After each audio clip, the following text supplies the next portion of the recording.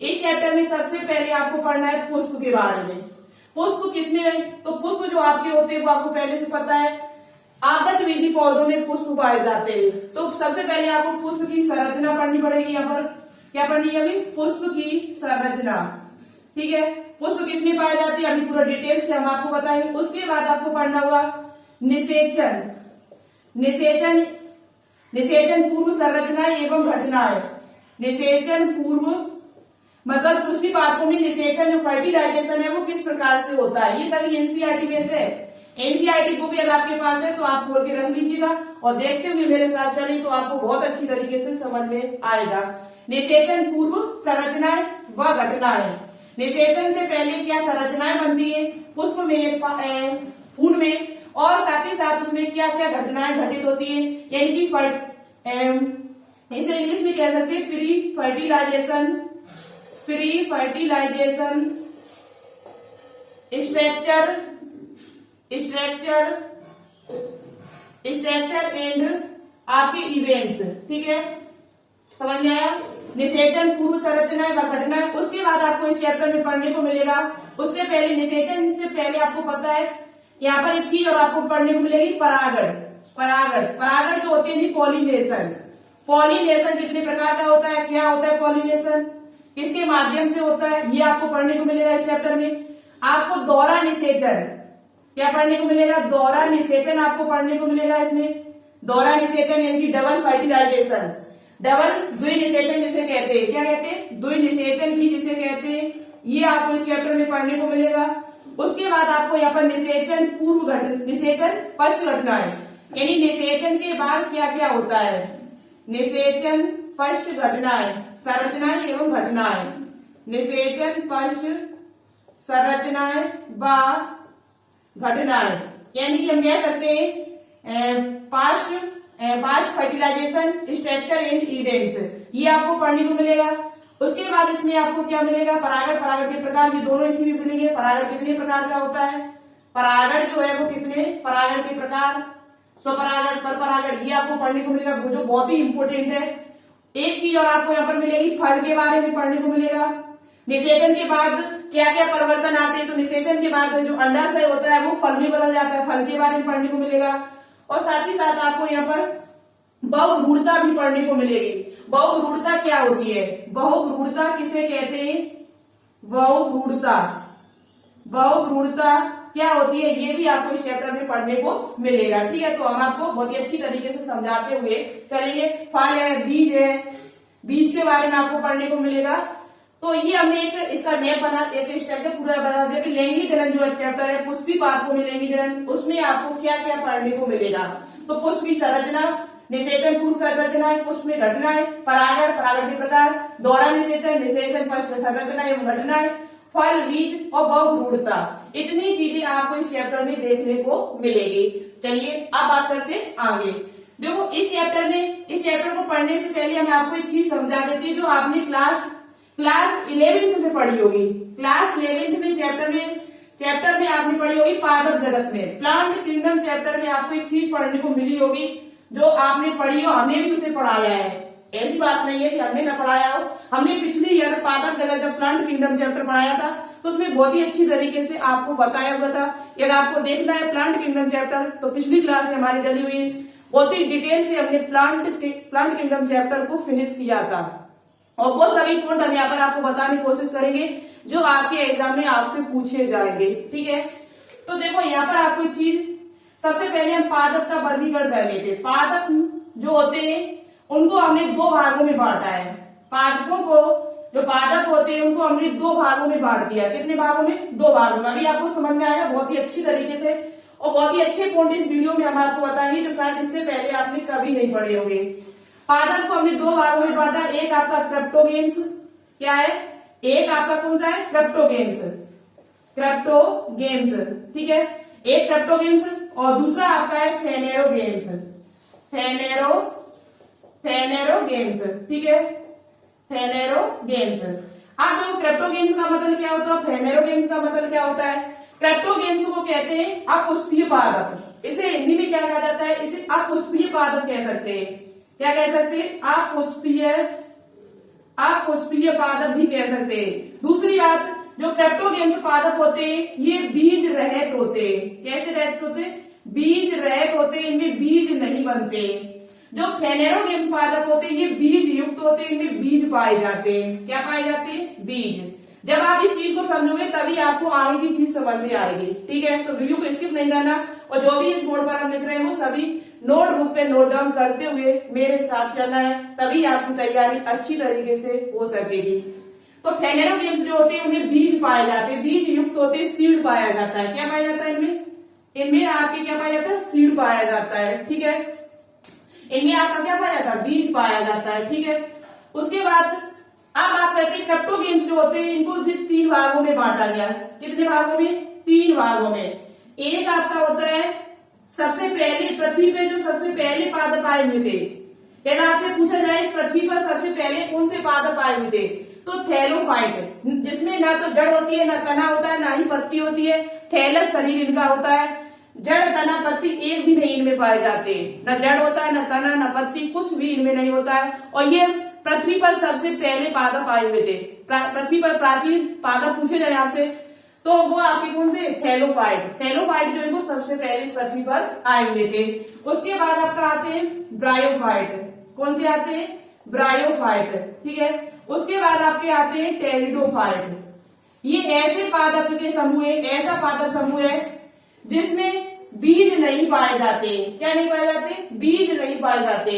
ऐसे पादप जिनमें बीज नहीं पाए जाते, बीज रहित होते, उनको क्रिप्टोगेम्स कहा जाता है। ये कौन आपसे पूछा जा सकता है। ऐसे पादप जिनमें बीज नहीं पाए जाते उनको क्या कहा जाता है? तो उनमें जब देखो पुष्प नहीं होगा तो बीज भी नहीं बनेगा, तो इनमें पुष्प भी नहीं पाए जाते। तो ऐसे पादपों को क्या कहा जाता है? क्रिप्टोगेम्स कहा जाता है। दूसरी बात करते हैं फेनेरोगेम्स कितने होते हैं। फेनेरोगेम्स को 2 भागों में हमने बांट दिया। एक आपका है अनावृत बीजी। अनावृत बीजी जिसे इंग्लिश में कहा जाता है जिम्नोस्पर्म। क्या कहा जाता है? जिम्नोस्पर्म कहा जाता है। और नेक्स्ट आपका है आवृत बीजी। क्या है? आवृत बीजी। आवृत बीजी जिसे इंग्लिश में कहा जाता है एंजियोस्पर्म। क्या कहा जाता है? एंजियोस्पर्म कहा जाता है। ठीक है, तो आपको पता है एंजियोस्पर्म क्या होते हैं और मतलब अनावृत बीजी क्या होते हैं, आवृत बीजी क्या होते हैं। आवृत बीजी का मतलब होता है जिनके बीज के ऊपर खोल चढ़ा हो, जिनके बीज के ऊपर कोई आवरण चढ़ा हो, कवर चढ़ा हो, उनको कहा जाता है आवृत बीजी। और जिनके बीज के ऊपर कोई कवर नहीं पाया जाता है उनको कहा जाता है क्या? अनावृत बीजी। ये चीज हम आपको जब ये चैप्टर पढ़ाएंगे तो बहुत ही डिटेल से पढ़ाएंगे, लेकिन यहाँ पर हमारे बताने का मकसद क्या था वो ध्यान से सुनना। पादप को हमने 2 भागों में बांट दिया, क्रिप्टोगेम्स, फेनेरोगेम्स। फेनेरोगेम्स के अंतर्गत हमारे अनावृत बीजी और आवृत बीजी आते हैं। इनमें आपके एक भी में क्या नहीं पाए जाते? बीज नहीं पाए जाते, जबकि इनमें आपके बीज पाए जाते हैं। तो यहाँ पर जो बात हुई थी वो पुष्पीय पादपों की हुई थी। किसकी बात हुई थी? पुष्पीय पादपों की। तो आपके एकमात्र एक ऐसा समूह है जो इस टाइम प्रेजेंट टाइम पे आधुनिक पादप जो देखे गए इस टाइम जो पादप है आवृत बीजी पादप। जितने भी आवृत बीजी पादप होते हैं वो सभी आपके पुष्पीय पादप होते हैं। इनको पुष्पीय पादप भी कह सकते हो। जितने भी आपके आवृत बीजी पादप होते हैं वो सभी आपके पुष्पीय पादप कहलाते हैं। इनकी फ्लावरिंग प्लांट्स कहलाते हैं। इन पादपों में फूल पाए जाते हैं, पुष्प लगते हैं। तो आप क्या पूछा जाए कि पुष्पीय पादप किस समूह के अंतर्गत रखे जाते हैं, तो पुष्पीय पादपों को आवृत बीजी के अंतर्गत रखा जाता है। ठीक है, तो यहाँ पर अब मेन बात चलेगी हमारी आवृत बीजी पर। और ये बॉटनी का बहुत ही इंपोर्टेंट चैप्टर है, फर्स्ट चैप्टर बॉटनी, क्योंकि आपको जूलॉजी और बॉटनी दोनों पढ़ने पड़ेंगे। क्वेश्चन दोनों से पूछे जाते हैं आधे। माना कि आपके 34 क्वेश्चन आ रहे हैं तो 34 में आधे क्वेश्चन आपको बॉटनी के मिलेंगे, आधे क्वेश्चन आपको जूलॉजी के मिलेंगे। तो जितना भाग जूलॉजी का इंपोर्टेंट है उतना ही भाग आपका बॉटनी का भी है। यहाँ पर अनावृत बीजी जो आवृत बीजी पौधे हैं इनके बारे में क्लास 11th में भी दिया हुआ है और क्लास 12th में भी इनके बारे में दिया हुआ है। आवृत बीजी पौधों में किस प्रकार से जनन होता है वो आपको इस चैप्टर के अंतर्गत बताया जाएगा। ठीक है, तो चलिए अब बात कर लेते हैं। तो ये चीज आपको समझ में आएगी। आवृत बीजी पौधे जो होते हैं वो उनमें केवल पुष्प पाए जाते हैं, शेष किसी में पुष्प नहीं पाए जाते हैं। ठीक है, तो ये पॉइंट आप लिख लेना यहाँ पर कि आवृत बीजी पौधों में ही क्या पाए जाते हैं? पुष्प पाए जाते हैं। क्या पाए जाते हैं? पुष्प पाए जाते केवल इन्हीं में। ठीक है, पुष्प पाए जाते हैं। अब बात कर लेते हैं आगे। आगे देखो आपको समझा देते हैं, इसी उतार लेना, बहुत ही इंपॉर्टेंट है। पूछा जाए कि निम्न में से कौन सा क्रिप्टोगेम्स है, निम्न में से कौन सा क्रिप्टोगेम्स पादप है, तो आप थैलोफाइट है, ब्रायोफाइट है, टेरिडोफाइट है। तो सबसे पहले थैलोफाइट है, उसके बाद ब्रायोफाइट, उसके बाद टेरिडोफाइट है, फिर अनावृत बीजी पादप है, फिर आवृत बीजी। धीरे धीरे विकास हुआ, धीरे धीरे क्या हुआ, विकास हुआ। छोटे छोटे पहले पादप है, उसके बाद धीरे धीरे धीरे धीरे आज देखा हुआ आपने बहुत बड़े बड़े पादप, सिकोया जैसे, बरगद जैसे, पीपल जैसे, आज बहुत बड़े बड़े पादप हमारी पृथ्वी पर पाए जाते हैं। ठीक है, और पुष्प वैसे भी देखने में बहुत ही देखने में सुंदर लगते हैं। पुष्प को देखने पर ऐसा, पुष्प जब देखते हो तो ऐसा लगता है कि उनको देखते ही रहे। ठीक है, उनको देखते ही रहे। तो पुष्प के बारे में आज पढ़ेंगे। किसके बारे में पढ़ेंगे, पुष्प की संरचना क्या है, पुष्प की संरचना। तो देखो आवृत बीजी पौधों में ये पता चल चुका होगा। आप देखो यहाँ पर पुष्प की बात क्यों करेंगे, पुष्पीय पादपों में लैंगिक जनन, पुष्प जो पादप है, पुष्पीय पादप है, उनमें लैंगिक जनन जो होगा, पुष्पीय पादपों में जो लैंगिक जनन की क्रिया है, लैंगिक जनन की जो क्रिया है वो पुष्प में ही संपन्न होती है। किसमें संपन्न होती है, पुष्प में ही संपन्न होती है। ठीक है, लैंगिक जनन की जो प्रक्रिया है, आपसे पूछा जाए कि पुष्पीय पादपों में लैंगिक जनन जो है वो कहाँ पर होता है, तो पुष्पीय पादपों में जो लैंगिक जनन होता है वो आपका पुष्प के अंदर होता है, फ्लावर के अंदर होता है। ठीक है, इतनी बात आपको समझ में आ गई होगी। अब बात करेंगे यहाँ पर हम किसकी बात करेंगे, पुष्पीय पादपों में आपने देखा होगा एक क्वेश्चन है यहाँ पर जो बहुत ही इंपॉर्टेंट है, जो एनसीईआरटी में दिया हुआ है। पुष्पों की खेती को क्या कहा जाता है, पुष्पों की अगर आप कृषि कर रहे हो, पुष्प की एनसीईआरटी बुक में दिया हुआ है पहले ही पेज पर, पुष्प की खेती को क्या कहा जाता है, पुष्प की खेती जो कृषि है उसे क्या कहा जाता है, तो पुष्प की खेती को फ्लोरिकल्चर कहा जाता है। क्या कहा जाता है, फ्लोरिकल्चर। पुष्प की खेती को फ्लोरिकल्चर कहा जाता है, जिसे हम हिंदी में कह सकते हैं पुष्प कृषि। क्या कह सकते हैं, पुष्प कृषि। पूछा जाए आपसे, पूछा जा सकता है कि एनसीईआरटी बुक में दिया हुआ है, पूछा जाए आपसे कि पुष्प की खेती को क्या कहा जाता है, पुष्प के संवर्धन को क्या कहा जाता है, तो पुष्प की खेती को फ्लोरिकल्चर कहा जाता है या पुष्प कृषि कहा जाता है। लेकिन एक क्वेश्चन और आपका यहाँ पर बता देते, क्वेश्चन और आपका बनता है, पुष्पों का अध्ययन किसमें किया जाता है, फूलों का अध्ययन किसमें किया जाता है, फूलों का अध्ययन है वो किसमें किया जाता है, तो फूलों का अध्ययन जो किया जाता है वो आपको पहले से पता है, एंथ्रोलॉजी में किया जाता है। किसमें किया जाता है, एंथ्रोलॉजी में। फूलों का अध्ययन यदि आपसे पूछा जाए तो एंथ्रोलॉजी में, पुष्पों की खेती पूछी जाए, फूलों की खेती का अध्ययन किसमें करते हैं, तो फ्लोरिकल्चर में। ये फूल है, और बात कर ली जाए फल का अध्ययन किसमें किया जाता है, दोनों एक जैसे शब्द रखते तो कंफ्यूज भी हो सकते हो आप लोग। पूछा जाए आपसे कि फलों का अध्ययन किसमें किया जाता है, तो फलों का अध्ययन जो किया जाता है वो पोमोलॉजी में किया जाता है। किसमें किया जाता है, पोमोलॉजी में। ठीक है, तो ये भी इंपोर्टेंट है कि फल और फूल एक जैसे लगते तो आप कंफ्यूज हो सकते हो, दोनों इसलिए मैंने इकट्ठे बता दिया आपको। फूलों का अध्ययन एंथ्रोलॉजी में किया जाता है, जबकि फलों का अध्ययन जो किया जाता है वो पोमोलॉजी में किया जाता है। जब आप फल पढ़ोगे तब आपको फिर बताते हैं हम, तो यहीं पर आप नोटबुक में नोट डाउन कर लेना। ठीक है, अब बात करते हैं कि पुष्प की संरचना के बारे में। ठीक है, पुष्प की संरचना मेरे साथ बताते हुए चलना तो ज्यादा बेहतर रहेगा आपके लिए, नोट्स बनाते हुए चले और उनको रिवाइज करते हुए चले, क्योंकि हम जब इसका टेस्ट लेंगे तो आपके सभी क्वेश्चन सही होने चाहिए। अब बात करते हैं पुष्प की संरचना। पुष्प की संरचना बहुत ही इंपोर्टेंट है, जो वेरी वेरी इंपोर्टेंट है, यहां से आपके एग्जाम में क्वेश्चंस बनते हैं, जिसे इंग्लिश में कहा जाता है structure of flower, structure of flower. ठीक है, चलिए नेक्स्ट स्लाइड पर हम आपको बताते हैं डिटेल से। देखो पुष्प की संरचना में यहाँ पर थोड़ा सा छोटा सा चित्र बनाया हुआ है और आपके समझने के लिए काफी है। इस चित्र की सहायता से आप समझ सकते हो कि पुष्प में कितने चक्र होते हैं, कहाँ पर क्या होता है, और यहाँ से आपके एग्जाम में क्वेश्चन बनते हैं। कैसे क्वेश्चन बनते हैं, चलिए हम आपको दिखाते हैं। पुष्प की संरचना, पुष्प देखो जो होता है, आपने फूल देखा होगा, तोड़ा भी होगा और चोरी भी की होगी, तो पुष्प में 4 चक्र पाए जाते हैं। पुष्प में कितने चक्र पाए जाते हैं, 4 चक्रों से मिलकर बना होता है। 4 चक्र होते हैं इसमें। एक आपका होता है बाह्य दल, जिसे इंग्लिश में कहा जाता है सेपल्स, जो आपको बाहर दिखाई दे रहा है। सबसे बाहरी जो आपका कैसा होता है, हरा कलर का, पुष्प का सबसे बाहरी भाग आपने देखा होगा, जब पुष्प खिलता नहीं है उससे पहले आपने देखा होगा कि पुष्प के ऊपर एक हरा हरा पार्ट होता है, हरा हरा कवर सा चढ़ा होता है, जिसे कहा जाता है बाह्य दल। क्या कहा जाता है? बाह्य दल कहा जाता है। ये आपका जो भाग है वो उसे कहा जाता है बाह्य दल। क्या कहा जाता है? बाह्य दल कहा जाता है। और इसके समूह को, यदि आप सिर्फ एक बादल तो नहीं होगा, हमने एक यहाँ पर बनाया हुआ है, कई होंगे, एक से अधिक, 2 3 4 5 कई हो सकते हैं, कोई गिनती नहीं उसकी। तो यहाँ पर बाह्य दल जो होंगे, एक बादल की बात हो रही है, एक की बात हो रही है, तो हमारा क्या हो जाएगा? बादल कहेंगे उसे। और कई सारे, एक से अधिक बाह्य दल है तो उसे कहा जाता है बाह्य दल पुंज। पुंज का मतलब होता है समूह, यानी एक से अधिक, एक से अधिक। तो यहाँ पर आपको मीनिंग याद रखनी बहुत अच्छी तरीके से, इंग्लिश मीडियम वाले हिंदी में दोनों बच्चे अच्छे से सुने हमारी बात को। बाह्य दल को कहा जाता है सेपल्स। इसके समूह को, यदि पूछा जाए कि बाह्य दल के ग्रुप को क्या कहा जाएगा? Group of sepals. तो ग्रुप ऑफ सेपल बाह्य दल के समूह को कहा जाता है बाह्य दल पुंज, जिसे इंग्लिश में कहा जाता है कैलिक्स। क्या कहा जाता है? कैलिक्स।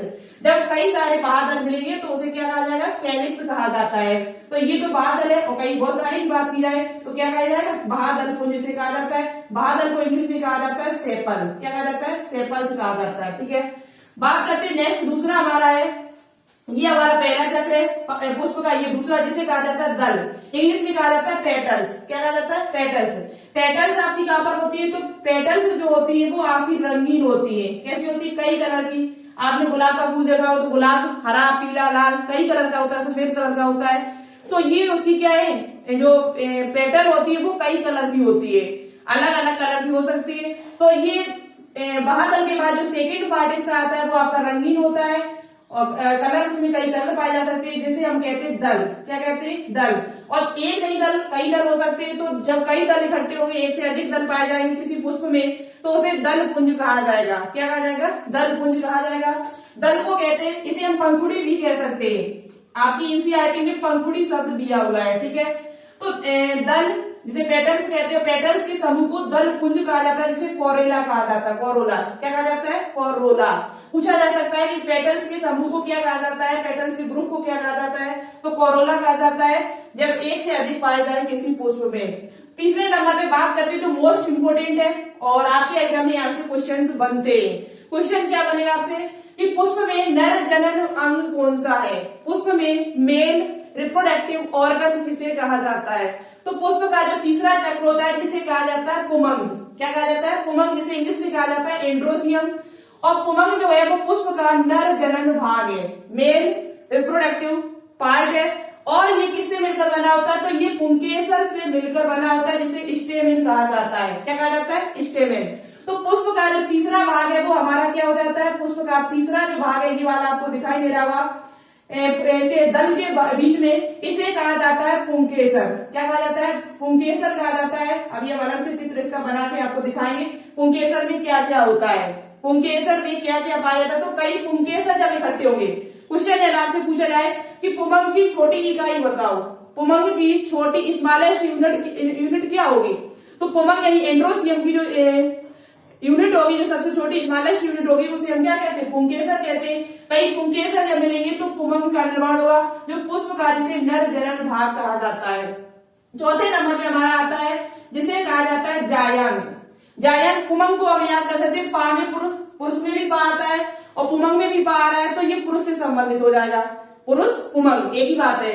चौथे नंबर पे आता है जायंग। जायंग को पुष्प का मादा जनन भाग कहा जाता है। मादा जनन अंग पूछा जाए पुष्प में कि पुष्प में मादा जनन अंग क्या होता है, फीमेल रिप्रोडक्टिव ऑर्गन क्या होता है, तो उसे कहा जाता है गाइनोसियम। क्या कहा जाता है? गाइनोसियम कहा जाता है, जो अंडक या स्त्री केसर से मिलकर बना होता है। जो किससे मिलकर बना होता है? जो बीच वाला हिस्सा आपको दिखाई दे रहा है, यहाँ से लेकर और यहाँ तक का भाग, बीच का जो आपको पार्ट दिखाई दे रहा है, ये हमारा पूरा क्या है? अंडक है। इसे अंडक या स्त्री केसर भाग कहते हैं। एक पुष्प में एक अंडक हो सकता है, 2 अंडक हो सकते हैं, 3 अंडक हो सकते हैं, दो से अधिक हो सकते हैं। इसका कोई निश्चित नहीं है कि एक पुष्प में एक ही हो। हमने यहाँ पर एक बनाया हुआ है, एक से अधिक भी हो सकते हैं। ठीक है, तो आपको समझ में आ चुका होगा पुष्प को कितने भागों में बांटा गया। तो एक पुष्प को 4 भागों में बांटा जाता है, 4 चक्र में बांटा जाता है। बाह्य दल, दलपुंज, पुमंग, जायांग। बाह्य दल जो होते हैं, बाह्य दल के समूह को क्या कहा जाता है, तो बादल पुंज कहा जाता है। जैसे इंग्लिश में क्या कहा जाता है, इंग्लिश में आपका कैलिक्स कहा जाता है। फिर उसके बाद दल आता है, दल से मिलकर दल पुंज बनते हैं। दल पुंज के बाद आपका पुमंग आता है, पुमंग भाग जिसे नर भाग कहा जाता है। चौथा भाग आपका है मादा जनन भाग, जिसे जायम या गाइनोसियम कहा जाता है। इतनी बात आपको समझ में आ गई होगी। एक बात और यहाँ पर याद रखना अच्छी तरीके से, अभी हम बताएंगे इस फिगर की सहायता से कहां पर क्या पाया जाता है। एक बात ध्यान से सुनना, पुष्प में जो आपके बाह्य दल और दल पुंज होते हैं, बाह्य दल पुंज और दल पुंज जो आपके होते हैं, इनको कहा जाता है सहायक चक्र। पूछा जाए आपसे कि पुष्प में सहायक चक्र कौन से है, पुष्प में आपके सहायक चक्र बताइए, पुष्प में सहायक चक्रों के नाम बताइए। तो पुष्प में जो सहायक चक्र होते हैं उनको क्या कहा जाता है, पुष्प में जो सहायक, जिनका होना ना होना ज्यादा इंपोर्टेंट नहीं है। पुष्प में यदि नहीं है तो भी ज्यादा फर्क नहीं पड़ेगा, क्योंकि निषेचन क्रिया जो आपकी होगी आगे वो नर और मादा जनन के बीच में होती है। निषेचन कब होता है, जब नर अंग और मादा अंग दोनों नर भाग हो, नर युग्मक हो, मादा युग्मक हो, तभी तो निषेचन क्रिया होगी, तब तक तो नहीं हो सकती है। तो पादप में बाह्य दल और दल का होना ज्यादा, बादल और दल का होना ज्यादा इंपोर्टेंट है। एक प्रकार के ये सहायक चक्र जो पादप को जनन करने में सहायता पहुंचाते हैं। ठीक है, पुमंग और जायंग जो है इनको कहा जाता है आवश्यक चक्र। क्या कहा जाता है, आवश्यक चक्र कहा जाता है। यदि आपसे पूछा जाए पुष्प में आवश्यक चक्रों के नाम बताओ, निम्न में से आवश्यक चक्र कौन कौन से है, तो पुष्प में जो आवश्यक चक्र है वो आपके पुमंग और जायंग को कहा जाता है। कैसे कहा जाता है, पुमंग और जायंग को आवश्यक चक्र के नाम से जाना जाता है। ठीक है, तो ये बात आपको समझ में आ चुकी होगी कि पुष्प में आवश्यक चक्र कौन कौन से होते हैं, पुष्प में आवश्यक चक्र कौन कौन से होते हैं। ठीक है, आवश्यक चक्र ये आपके हो जाएंगे और आवश्यक चक्र आपका ये हो जाएगा, और नर और जो सहायक चक्र है वो आपके ये आवश्यक चक्र है, और ये आपके कौन से सहायक चक्र, सहायक चक्र में नाम पूछे बादल दल हो जाएगा। ठीक है, अब हम बात करते हैं आगे हम आपको इस फिगर की सहायता से बताने की कोशिश कर रहे हैं, तो ये आप बता लेना। पुमंग जो है वो किससे मिलकर बना होता है, तो पुमंग जो होता है वो पुंकेसर से मिलकर बना होता है। तो सबसे पहले हम पुमंग देख लेते हैं, फिर उसके बाद जायंग को थोड़ा हम आपको समझा देते हैं और लघु बीजांड गानी के बारे में भी बताएंगे थोड़ा। ठीक है, तो देखते हैं आगे। पुष्प की संरचना में आपको पढ़ना क्या है, पुमंग। पुष्प की संरचना में आपको क्या पढ़ना है, पुमंग को पढ़ना है सबसे पहले। ठीक है, जिसे नर जनन भाग कहा जाता है, जिसे क्या कहा जाता है, नर जनन भाग कहा जाता है। पुमंग जिसे इंग्लिश में क्या कहा जाता है, एंड्रोसियम कहा जाता है। पुमंग को इंग्लिश में क्या कहा जाता है, एंड्रोसियम कहा जाता है। पुमंग जो होता है वो पुंकेसर से मिलकर बना होता है, अभी हमने जस्ट आपको बताया हुआ है। पुंकेसर कैसे होता है, पुंकेसर को देख लेते हैं। तो पुमंग की इकाई पूछी जाए, पुमंग की अगर आपसे इकाई पूछी जाए तो क्या बताओगे, पुंकेसर, जिसे इंग्लिश में कहा जाता है स्टेमन, स्टेमन। ठीक है, दूसरी बात, पुंकेसर जो होता है वो दो भागों से मिलकर, पुंकेसर है वो दो चीजों से मिलकर बना होता है। पुंकेसर जो आपका होता है वो दो चीजों से मिलकर बना होता है। तो पुंकेसर की हम सबसे पहले बना लेते हैं संरचना। ठीक है, पुंकेसर की क्या बना लेते, संरचना बना लेते, जिससे आपको आसानी से समझ में आ जाए। तो देखो ये हमारा है पुंकेसर, इस पूरी संरचना को पुंकेसर कहा जाता है। इस पूरी संरचना को क्या कहा जाता है, पुंकेसर।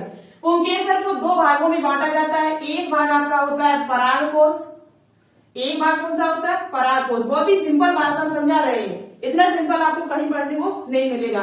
परागकोश को इंग्लिश में कहा जाता है एंथर, और दूसरा भाग होता है हमारा पुतंतु। क्या होता है, जिसे आपकी एनसीईआरटी बुक में डंठल दिया हुआ है। क्या दिया हुआ है, डंठल। ठीक है, एनसीईआरटी बुक में क्या दिया, डंठल तंतु कहा गया इसे, डंठल तंतु, जिसे इंग्लिश में कहा जाता है फिलामेंट। क्या कहा जाता है, फिलामेंट कहा जाता है। इसमें कहां पर है फिलामेंट, तो ये भाग जो आपका है डंठल, जिसे जहां पर जिस पर हमारा परागकोश टिका हुआ है, और ये परागकोश जो होता है वो आपके पुष्पदल पुष्पासन पर टिका हुआ होता है। जो परागकोश जो पुंकेसर होता है वो आपका कहाँ लगा होता है, ये इसे कहा जाता है पुष्पासन, जिसपे हमारा पुष्प लगा हुआ है पूरे भाग में। ये हमारा क्या है, पुष्पासन है। तो पुष्पासन या पुष्पदल, जहां पर पुष्प हमारा लगा हुआ है, जिसे जहां पर स्थित है, जहां पर आसन का मतलब क्या होता है, जहां पर बैठा हुआ है, आसन जहां बैठने की जगह है। तो पुष्प जो होता है वो पुष्प दल या पुष्पासन पर लगा होता है। तो इसका नीचे वाला भाग जो होगा पुंकेसर का, वो किससे जॉइंट होगा, वो आपका पुष्पासन से जॉइंट होगा, पुष्प दल या पुष्पासन। ठीक है, आपको समझ में आ गया होगा। तो ये परागकोश है जो है पुमंग यानी एंड्रोसियम जो है उसकी इकाई को पुंकेसर कहते हैं। ये आपका नर जनन भाग है। क्या है? नर जनन भाग। पुष्प का नर जनन भाग जब नर युग्मक का निर्माण होगा। कैसे होगा? चलिए, तो ये आपका ऊपर वाला जो भाग है इस भाग को कहा जाता है पुतंतु। क्या कहा जाता है? पुतंतु कहा जाता है। पुतंतु यानी कि फिलामेंट कहा जाता है। और इस भाग को कहा जाता है परागकोश, जो बहुत ही ज्यादा इंपोर्टेंट है एक पादप के लिए यानी कि उमंग के लिए। परागकोश जिसे इंग्लिश में कहा जाता है एंथर। दूसरी बात, आप बात करते हैं परागकोश जो आपका होता है इसी के अंदर लघु बीजाणु धानियां पाई जाती है। परागकोश के अंदर ही आपकी क्या पाई जाती है? लघु बीजाणु धानियां पाई जाती है। जब इसे हम काटते हैं, इसे बीच में अस्पष्ट प्रकार से काटते हैं, तो इसमें मुझे 4 लघु बीजाणु धानियां दिखाई देती हैं। कितनी? 4 लघु बीजाणु धानियां मुझे दिखाई देती। वो हम बाद में बात करेंगे लघु बीजाणु धानी। पहले हम जायंत का एक आपको फिगर बना के समझा देती हूँ। जायंत को कितने भागों में बांटा गया है। तो ये बात थी पुमंग की। पुमंग की इकाई को पुंकेसर कहा जाता है। पुंकेसर जो होता है वो परागकोश, एंथर और पुतंतु से मिलकर बना होता है। परागकोश के अंदर ही पराग कणों का निर्माण होता है। परागकोश के अंदर ही पराग कणों का निर्माण होता है। कैसे होगा? ये बहुत ज्यादा इंपोर्टेंट है। पराग कणों का जो निर्माण होगा वो होगा कैसे, किस प्रकार से होगा, क्या क्या उसमें पाया, कैसे कौन कौन से विभाजन होते हैं और किसके अंदर बनते परागकण। फिर परागकण देखो, यदि आपसे पूछा जाए कि नर युग्मक का नाम बताओ, यदि आपसे पूछा जाए कि नर युग्मक पादप में नर युग्मक क्या होता है, पादप में नर युग्मक किसे कहते हैं, तो कुछ हमने देखा है पादप में नर युग्मक को परागकण बता देते हैं कि परागकण को नर युग्मक कहा जाता है, पर ऐसा नहीं है। परागकण को नर युग्मक नहीं कहा जाता। परागकणों के अंदर जो बनते युग्मक उनको कहा जाता है नर युग्मक। परागकणों के अंदर कुछ युग्मकों का निर्माण होता है उनको नर युग्मक कहा जाता है। परागकण जो होता है उसे मेल गेमिटोफाइट कहा जाता है। परागकण जो आपका है इसे क्या कहा जाता है? नर युग्मकोद्भिद। नर युग्मकोद्भिद कहा जाता है। और दूसरी बात, इसे इंग्लिश में कहा जाता है मेल गेमिटोफाइट्स, ना कि नर युग्मक। पूछा जाए आपसे कि पादप में नर युग्मक बताओ, तो आप परागकण पर टिक नहीं लगा देना।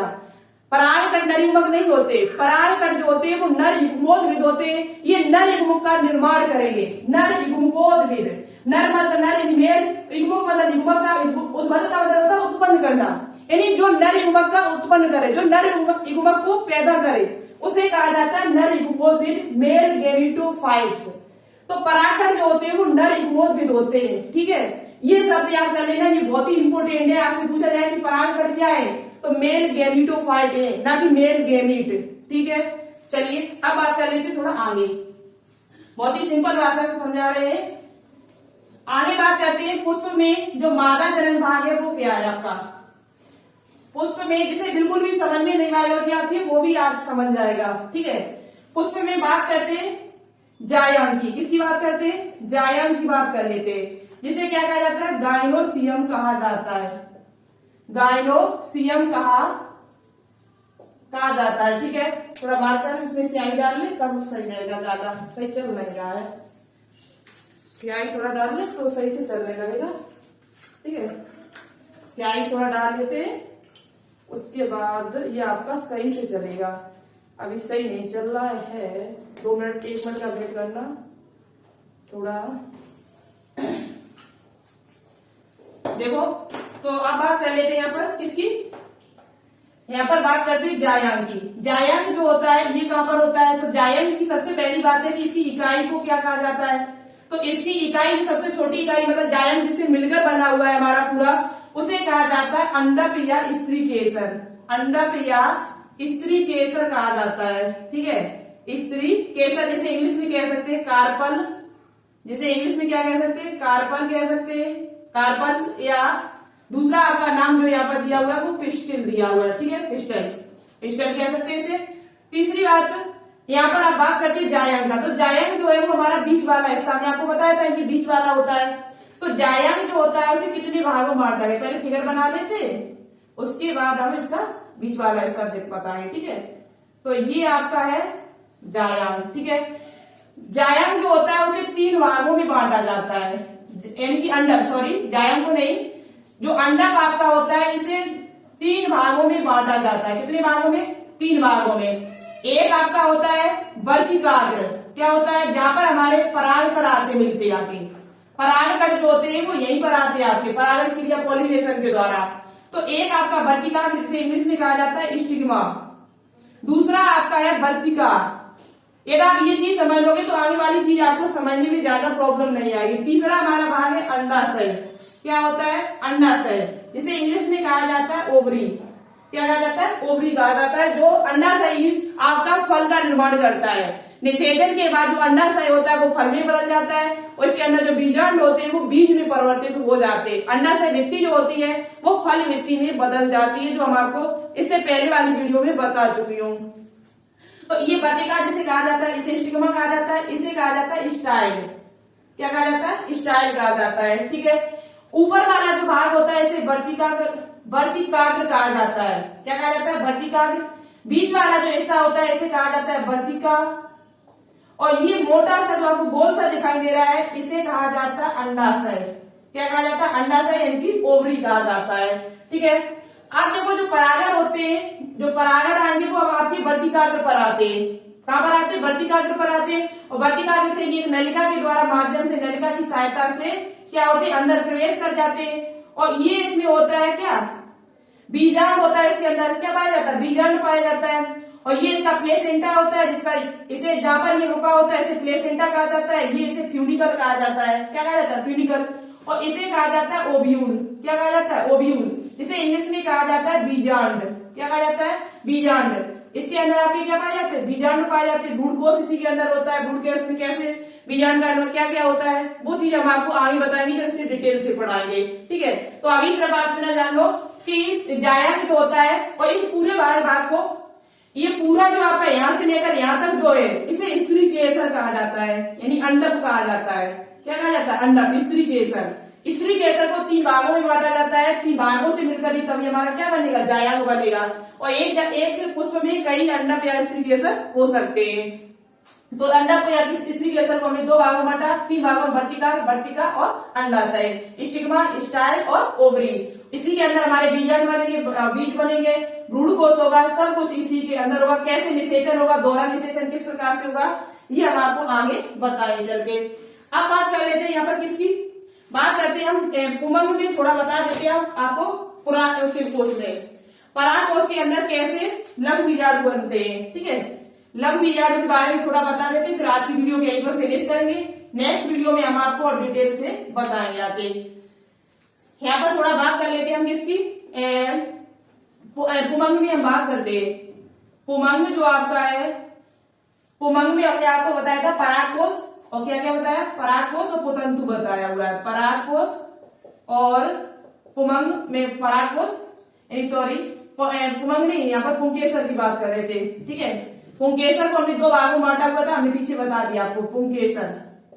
पुंकेसर स्टेम को हमने कितने भागों में बांटा था? परागकोश और पुतंतु। ठीक है, फिलामेंट, इसे इंग्लिश में कहा जाता है फिलामेंट। अब देखो ये हमने अभी आपको एक चित्र बना के दिखाया हुआ था। क्या बनाया था? मार्कर नहीं चल रहे हैं सही से। एक अभी हमने आपको इस प्रकार से चित्र बनाया हुआ था जिसमें हमने आपको बताया था, सॉरी ये देखो, ये इसका है परागकोश। क्या है? परागकोश है। और परागकोश के अंदर ही आपकी क्या पाई जाती है? परागकोश के अंदर ही आपकी लघु बीजाणु। जब इसे हम काटते हैं तो कुछ इस प्रकार से संरचना बनके दिखाई देती है मुझे, कुछ इस प्रकार से संरचना बनके तैयार हो जाती है। ठीक है, इस प्रकार से। तो जब हम इसे काटते हैं तो इसमें 4 लघु बीजाणु धानी बनके तैयार होती है। लघु बीजाणु धानियों को इंग्लिश में कहा जाता है माइक्रोस्पोरेंजियम। लघु बीजाणु धानी को इंग्लिश में कहा जाता है माइक्रोस्पोरेंजियम। तो यहाँ पर 4 लघु बीजाणु धानी बनेंगी, 1 2 3 4 इस प्रकार से लघु बीजाणु धानी बनेगी। जब इसे हम इस प्रकार से बीच से काटेंगे और इन लघु बीजाणु धानियों के अंदर, इसे इंग्लिश में कहा जाता है लघु बीजाणु धानियां। लघु बीजाणु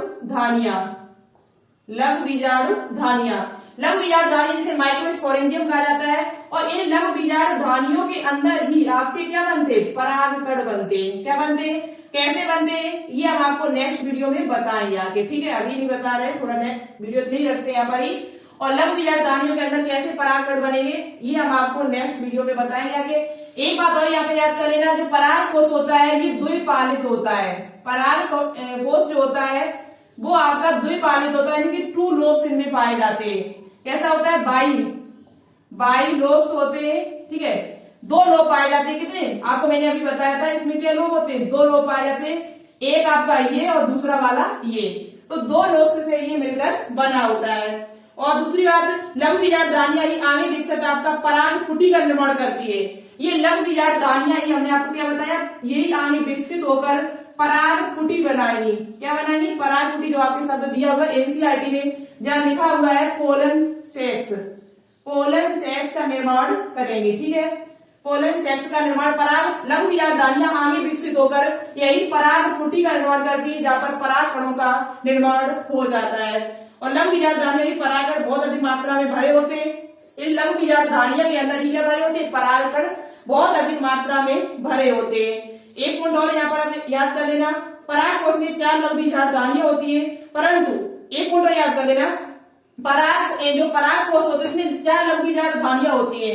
लेकिन मालवेसी कुल के पादप में देखा जाए, एक कुल है आपका मालवेसी। कौन सा कुल है, मालवेसी। वैसे तो पराग कोष के अंदर 4 लघु बीजाणु दानियां पाई जाती है, कितनी पाई जाती है, 4।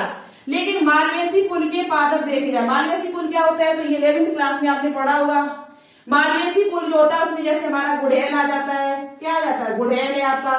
गुड़हल के बाद आपका एक नाम और यहाँ पर दिया हुआ है, कपास। गुड़हल है, कपास है, गुड़हल और कपास, यानी मालवेसी कुल के जो पादप होते हैं उनमें लघु बीजाणु दानियां पूछी जाए, लघु बीजाणु दानियों की संख्या कितनी होती है, तो केवल 1 होती है। कितनी होती है, 1। लघु बीजाणु दानियों की संख्या आपसे पूछा, ये एक्स्ट्रा पॉइंट हम आपको बताया जो 11वीं क्लास में दिया हुआ है। पूछा जाए आपसे कि मालवेसी कुल के पादपों में कितनी लघु बीजाणु दानियां पाई जाती है, तो मालवेसी कुल के पादपों में केवल 1 लघु बीजाणु दानी पाई जाती है। कितनी पाई जाती है, 1। बाकी यदि इनमें देखा जाए तो कितनी हमारी 4 लघु बीजाणु दानियां है। पराग कोष के अंदर एक पराग कोष को जब उसे काटते हैं बीच भाग से, तो उसमें 4 लघु बीजाणु दानियां बनती है, जो आगे विकसित होकर पराग कणों का यानी पराग कुटी में बदल जाती है। और पराग कुटी में ही बहुत सारे हमारे क्या भरे होते हैं, पराग कण भरे होते हैं, ठीक है। और पराग कण क्या है, तो मेल गैमेटोफाइट जिसे कहा जाता है। तो आपको पता चल चुका होगा पराग कोष में जिसमें लघु बीजाणु दानियां कितनी होती है, सॉरी आपको एक नहीं 2 लघु बीजाणु दानियां यहाँ पर कितनी है, 2 पाई जाती है। 2 लघु बीजाणु, एक नहीं 2 लघु बीजाणु दानियां पाई जाती है। मालवेसी कुल के जो पादप होते हैं उसमें लघु बीजाणु दानियों की संख्या पूछी जाए तो कितनी होती है, 2 होती है। लेकिन पराग कोष पूछा जाए, पराग कोष में कितने लोब होते हैं, तो पराग कोष में केवल 1 ही लोब होता है। कितना लोब होते हैं, पराग कोष में जो पालियां होती है वो केवल 1 होती है। और एक को ही हम जब 2 भागों में बांटेंगे, एक को ही जब हम 2 भागों में से 20 से काटेंगे तो एक लघु बीजाणु दानी ये और दूसरी हमारी ये बन जाएगी। तो इसलिए यहाँ पर लघु बीजाणु दानी कितनी हो जाएगी, 2 हो जाएंगे हमारी, ठीक है। तो ये बात आपकी यहाँ पर फिनिश होती है। और कल हम आपको बताएंगे लघु बीजाणु दानियों की संरचना, लघु बीजाणु दानी में कितनी परतें पाई जाती है, टेपिटम क्या होता है, और उसका बाह्यस्तर होता है उसका क्या कार्य होता है, टेपिटम के क्या कार्य होते हैं, जो मोस्ट इंपोर्टेंट है आपके लिए। और पराग कणों का निर्माण कैसे होता है, ये चीज हम आपको कल की वीडियो में बताएंगे। आज की क्वेश्चन बनते हैं, ठीक है। तो यहाँ पर क्या होगा, यहाँ पर हम इसे 20 से काट देते हैं। कहां से काटते हैं, 20 से। तो 20 से जब इसे हम काटेंगे तो कुछ ये इस प्रकार से दिखाई देगा। कैसे दिखाई देगा, इस प्रकार से ये दिखाई देगा हमको। इसमें क्या होता है, एक पराग कोष में जब पराग कोष को 20 भाग से काटा जाता है तो इसमें 4 लघु बीजाणु दानी दिखाई देती है। इनके कोने कोने पर मुझे 4 लघु बीजाणु दानी दिखाई देती है। कितनी, 4, 1 2 3 4। बीच में कोष का द्रव्य भरा हुआ होता है। तो देखो यहाँ पर 4 लघु बीजाणु दानी के अंदर पाई जाती है। कितनी लघु बीजाणु दानी, यदि आपसे पूछा जाए कि एक पराग कोष के अंदर कितनी लघु बीजाणु दानी पाई जाती है, तो ये 4 लघु बीजाणु दानी, 4 लघु बीजाणु दानी पाई जाती है, ठीक है। लघु बीजाणु दानी पाई जाती है। आप देखो ये लघु बीजाणु दानी को इंग्लिश में क्या कहा जाता है, तो लघु बीजाणु दानी को इंग्लिश में कहा जाता है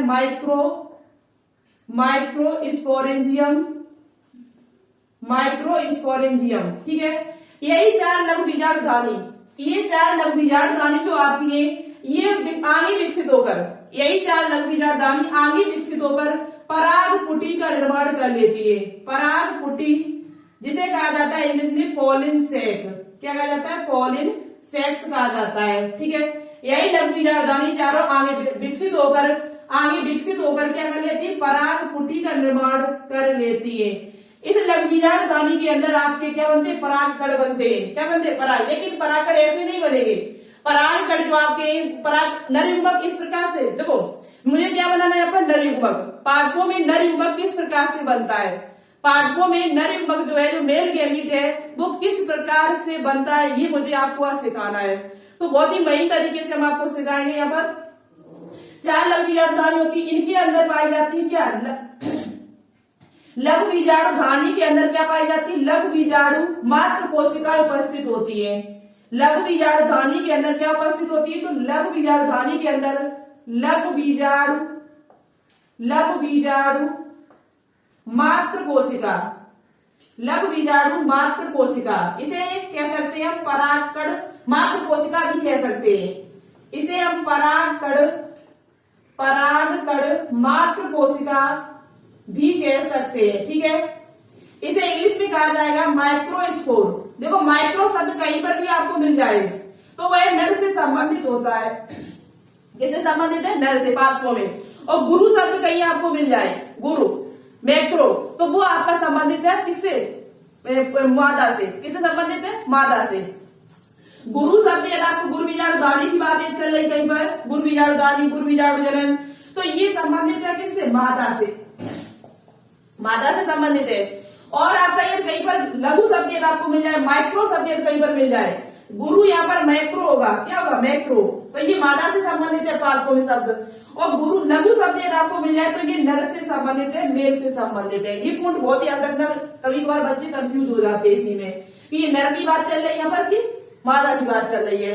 तो यहाँ पर लघु बीजाणु दानी के अंदर क्या पाई जाती है? लघु बीजाणु मात्र कोशिका पाई जाती है, जिसे हम परागकण या मात्र कोशिका भी कहते हैं, जिसे इंग्लिश में कहा जाता है microspore mother cell. Microspore mother cell से शॉर्ट में कहा जाता है MMC। क्या कहा जाता है? MMC, माइक्रोस्पोर मदर सेल या पोलिन ग्रेन मदर सेल, कुछ भी कह सकते हो आप। तो ये आप बनके क्या लघु बीजाणु मात्र कोशिका आपको दिखाई, जो आपकी 2n होती है, दुगुणित होती है। कैसी होती है? लघु बीजाणु जो मात्र कोशिका होती है वो आपकी कैसी होती है? दुगुणित होती है। तो पॉइंट बना के आप देख सकते हो कि लघु बीजाणु मात्र कोशिका जो इनके अंदर होती है, ये आपकी 2n होती है। कैसी होती है? 2n, दुगुणित होती है। अब देखिए आगे, चलिए हम आपको आगे दिखाते हुए चल रहे। अब बनाएंगे यहाँ पर हम क्या? लघु बीजाणु।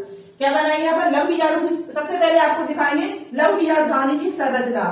अभी तो हमने इतना आपको बता दिया, अभी लघु बीजाणु दानी की संरचना आपको बतानी है। लघु बीजाणु दानी है वो कितनी परतों से मिलकर बनी होती है। ठीक है, तो चलिए आगे देखते हैं।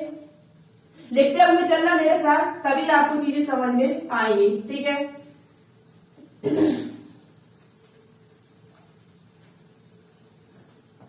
देखो लघु बीजाणु दानी की संरचना। लघु बीजाणु दानी जो होती है माइक्रोस्पोरेंजियम, वो आपकी 4 परतों से मिलकर बनी होती है। कितनी परतों से? 4 परतों से। एपिडर्मस, एंडोसीथियम, और उसके बाद आपकी मिडिल लेयर, उसके बाद टेपिटम। जो टेपिटम जो इसकी परत होती है वो मोस्ट इंपोर्टेंट है और यहाँ से एग्जाम में क्वेश्चंस बनते हैं। किस प्रकार का क्वेश्चन बनता है चलिए हम आपको दिखाते हैं। तो देखो लघु बीजाणु दानी जो आपकी है इसमें 4 परतों से मिलकर बनी होती है। कितनी परतों से? 4 परतों से, जो हमने इस प्रकार से बनाई हुई है। यहाँ देखो आपको चित्र तो बनाना नहीं है, तो आपको सिर्फ समझना है। तो चित्र में थोड़ी बहुत गड़बड़ी भी हो सकती है, थोड़ा इधर का उधर हो सकता है, सेम टू कॉपी नहीं होगा, लेकिन जो आपकी एनसीईआरटी बुक में दिया हुआ है वो हम आपको यहाँ दिखा देंगे। ठीक है, उसका फिगर हम आपको दिखा देंगे, तो आप देख सकते हो किस प्रकार का उसमें फिगर दिया हुआ है। यहाँ समझ लीजिएगा कि लघु बीजाणु दानी जो होती है उसे 4 परतों से मिलकर बनी होती है। एपिडर्मस, एंडोथीसियम, मध्य परत यानी मध्य परत, मिडिल लेयर, अंतःत्वचा कहा जाता है एंडोसीथियम को, और टेपिटम जिसे टेपिटम ही कहा जाता है, इसका कोई दूसरा नाम नहीं है, हिंदी और इंग्लिश में एक ही नाम है। तो ये इस प्रकार से हमने अभी पीछे आपको बनाई के दिखाई थी लघु बीजाणु दानी। मैंने परागकोश को 2 भागों में काटा था। तो पराग कोश को जब हमने 2 भागों में काटा तो वो कुछ इस प्रकार से मुझे दिखाई दिया, जिसमें 4 लघु बीजाणुधानी थी। कितनी? 4 लघु बीजाणुधानी उनके कोने पर समाहित थी, कोने पर पाई जाती थी, उपस्थित थी। ठीक है, कितनी? 4 लघु बीजाणुधानी, माइक्रोस्पोरेंजियम। जब हमने इस लघु बीजाणुधानी को इतने भाग को काटा, जब हमने लघु बीजाणुधानी के कोने को काटा तो मुझे इसमें 4 परतें दिखाई दी। सूक्ष्म दृष्टि से जब देखा गया तो उसमें कितनी परतें दिखाई गई? 4 लेयर्स दिखाई दे गई, जो इस प्रकार से हमने आपकी बनाई हुई है। सबसे पहले आपकी है एपिडर्मिस, फिर उसके बाद है एंडोसीथियम। सबसे बाहरी जो परत होती है, इसकी जो बाह्य त्वचा है उसे क्या कहा जाता है? बाह्य त्वचा। बाहरी त्वचा को, लघु बीजाणुधानी की बाहरी त्वचा को एपिडर्मिस कहा जाता है, जो सुरक्षा में सहायक है। 3 परतें इसकी ऐसी है जो सुरक्षा में सहायक होती है, परागकणों की क्या करती है? सुरक्षा करती है। ठीक है, इसके बाद तीसरे नंबर पे जो हमारी परत 1, 2, 3, कुछ 3 परतें ऐसी होती है, किसी में 1 भी हो सकती है, कहीं किसी लघु बीजाणुधानी में किसी में 2 भी हो सकती है, किसी में 3। तो 1 से लेकर 3 परतों से, 1 से लेकर 3 परतों से मिलकर आपका क्या बनता है? मिडिल लेयर बनती है। मध्य परत जो होती है वो उसमें 1 परत भी हो सकती है, 2 भी हो सकती है, 3 भी हो सकती है, ऐसा देखा गया है। तो यहाँ पर हमने तीनों बना दी, 1 से लेकर 3 परतें आपकी मध्य परत में पाई जाती है। मध्य परत जो होती है वो 3 परतों से मिलकर बनी होती है। उसके बाद सबसे लास्ट में जो आता है, जो परागकणों के पास में है, जो लघु बीजाणु के पास में है जो परत, उसका काम क्या होता है? तो उसका काम, वो से हम कहते हैं टेपिटम, जो मोस्ट इंपोर्टेंट है। क्वेश्चन क्या पूछा जाता है टेपिटम से? क्वेश्चन ये पूछा जाता है कि टेपिटम का कार्य बताओ। टेपिटम का मुख्य कार्य क्या होता है? टेपिटम का मुख्य कार्य होता है परागकणों को पोषण प्रदान करना। परागकण इसके अंदर लघु बीजाणुधानी के अंदर बहुत ही मतलब ठूस एकदम क्या भरे होते हैं? परागकण भरे होते हैं। क्या भरे होते हैं? परागकण इसमें भरे होते हैं। तो ये क्या होता है? परागकणों को पोषण प्रदान करता है। पूछा जाए आपसे कि परागकणों को पोषण प्रदान करने का काम किसका होता है? न्यूट्रिशन देने का काम किसका होता है? तो परागकणों को जो पोषण मिलता है वो टेपिटम के द्वारा मिलता है। किसके द्वारा मिलता है? टेपिटम। टेपिटम के अंदर ही आपके क्या होते हैं? लघु बीजाणु मात्र कोशिका होती है, एमएमसी, जिसे क्या कहा जाता है? एमएमसी कहा जाता है, जो आपकी कैसी होती है? दुगुणित होती है। कैसी होती है? दुगुणित होती है। अब मुझे क्या बनाना है यहाँ पर? परागकण। क्या बनाने मुझे? परागकण। तो ये चीज आपको समझ में आ चुकी होगी कि लघु बीजाणुधानी कितनी परतों से मिलकर बना होता है? तो लघु बीजाणुधानी 4 परतों से मिलकर बना होता है। Epidermis, endothecium, middle layer, tapetum. Tapetum का कार्य क्या होता है? तो टेपिटम का कार्य होता है पोषण प्रदान करना। टेपिटम से एक एंजाइम भी निकलता है जिसे कहा जाता है कैलोज एंजाइम। कैलेज एंजाइम। टेपिटम से एक एंजाइम भी निकलता है, टेपिटम से एक एंजाइम निकलता है जिसे कहा जाता है कैलेज एंजाइम। क्या कहा जाता है? कैलेज एंजाइम कहा जाता है। सॉरी, गला काम नहीं सही से कर रहा है। अब बात करेंगे कि परागकण कैसे बनेंगे। लघु बीजाणु मात्र कोशिका से परागकणों का निर्माण किस प्रकार से होगा। तो ये चीज आपको समझ में आ गई। आप लिख लेना अच्छी तरीके से पीछे वीडियो करके, और चित्र भी बना लेना, जिससे आपको आसानी से चीजें समझ में आती रहे। अब बात करेंगे यहाँ पर कि परागकणों का निर्माण कैसे होता है। परागकण जो उनका निर्माण कैसे होता है, परागकणों से नर युग्मक का निर्माण कैसे होता है। परागकणों से नर युग्मक का निर्माण कैसे होता है, आप क्या समझते हो? परागकण जो होते हैं अभी हम आपको बताएंगे परागकणों को क्या कहा जाता है। नर युग्मक कहोगे कि युग्मक कहोगे या नर युग्मोद्भिद कहोगे? कल की वीडियो में भी हमने आपको बताया हुआ था, इससे पिछली वाली में। परागकण को नर युग्मक नहीं कहा जाता है। परागकण को नर युग्मक नहीं कहा जाता है, तो क्या कहा जाता है? अभी हम आपको बताएंगे। यहाँ पर देखो, अब बात करते हैं यहाँ पर, जैसे कि हमारी है लघु बीजाणुधानी, लघु बीजाणु मात्र कोशिका, जो हमारी कैसी होती है? दुगुणित होती है। इसमें क्या होता है? लघु बीजाणु मात्र कोशिका, एमएमसी। लघु बीजाणु जो मात्र कोशिका होती है, इसमें होता है अर्धसूत्री विभाजन। क्या होता है? इसमें हमारा क्या होता है? अर्धसूत्री विभाजन होता है, मियोसिस। ठीक है, अर्धसूत्री विभाजन जिसे कहते हैं मियोसिस। मियोसिस होता है। जब मियोसिस होता है तो इसमें जो अर्धसूत्री आपको विभाजन पता हो, कोशिका के अंदर अभी आगे चैप्टर पढ़ाएंगे। ये अर्धसूत्री विभाजन जो होता है वो 2 चरणों में संपन्न होता है। वैसे तो आपको पता है एक कोशिका से 4 कोशिकाएं बनती है। एक कोशिका से कितनी कोशिकाएं बनती है? अर्धसूत्री में 4 बनती है, लेकिन 4 डायरेक्ट नहीं बनती है। 4 कोशिकाएं जो आपकी होती है वो डायरेक्ट नहीं बनती है, 2 चरणों में बनती है। कितने चरणों में? अर्धसूत्री विभाजन के 2 चरणों से, अर्धसूत्री विभाजन 1, मियोसिस 1 और मियोसिस 2, तभी आपकी 4 कोशिकाएं बनती है। कैसे हम आपको थोड़ा समझा देती हूँ। देखो कैसे बनती है 4 कोशिकाएं। सबसे पहले क्या हुआ, जैसे माना कि ये कोई कोशिका है जो आपकी 2A है। कैसी है? 2A दुगुणित है। अर्धसूत्री विभाजन में आपको पता होगा जो आपका गुणसूत्र होते हैं वो आधे हो जाते हैं, तभी तो उसका नाम क्या है? अर्ध, आधा। इसमें क्या होगा, जब अर्धसूत्री विभाजन मियोसिस 1 होगा तो एक कोशिका से 2 कोशिकाएं यहाँ पर बन जाएंगी, ठीक है। और इसके बाद क्या होगा, यहाँ से फिर मियोसिस 2 होगा। क्या होगा? मियोसिस हमारा क्या होगा? 2 होगा। जब 2 होगा तो 2 कोशिकाओं से 4 कोशिकाएं बन जाएंगी। कितनी बन जाएंगी? 4। तो एक कोशिका से 2 कोशिकाएं बनी, 2 से फिर कितनी बनी? 4। तो तभी तो आपकी कितनी कोशिकाएं बनके तैयार होती है? 4 कोशिकाएं बनके तैयार होती है। वो भी कितने चरणों में? 2 चरणों में, 1 से 2, 2 से 4। तो मियोसिस और इनमें जो गुणसूत्र होते हैं, वो जो आपके गुणसूत्र होते हैं वो सभी में आधे आधे हो जाते हैं कि ये कोशिका जो बनके तैयार होती है वो आपकी सभी हैप्लॉइड होती है। कैसी होती है? हैप्लॉइड। तो सेम भाई यहाँ पर होगा आपका, सेम पोजीशन आपकी यहाँ पर भी है। तो अर्धसूत्री विभाजन जब यहाँ पर होगा 2 चरणों में होगा, हम यहाँ पर एक ही बार आपको दिखा रहे हैं। तो यहाँ पर 4 कोशिकाएं बनके तैयार होंगी। कितनी कोशिकाएं? 4 कोशिकाएं। और 4 कोशिकाएं जो आपकी होंगी वो आपस में साथ में होंगी, ठीक है। कैसी होंगी? साथ में होंगी। और यहाँ दुगुणित कोशिका थी तो वो हमारी कैसी हो गई? अगुणित हो गई। कैसी हो गई? अगुणित, ठीक है। अगुणित कोशिका हो गई और ये कोशिकाएं आपस में साथ में अभी, ठीक है, आपस में कैसी है? साथ है। तो ये जो बनके तैयार हुई उसे कहा जाता है लघु बीजाणु, लघु बीजाणु चतुष्क, टेट्राइड, ठीक है।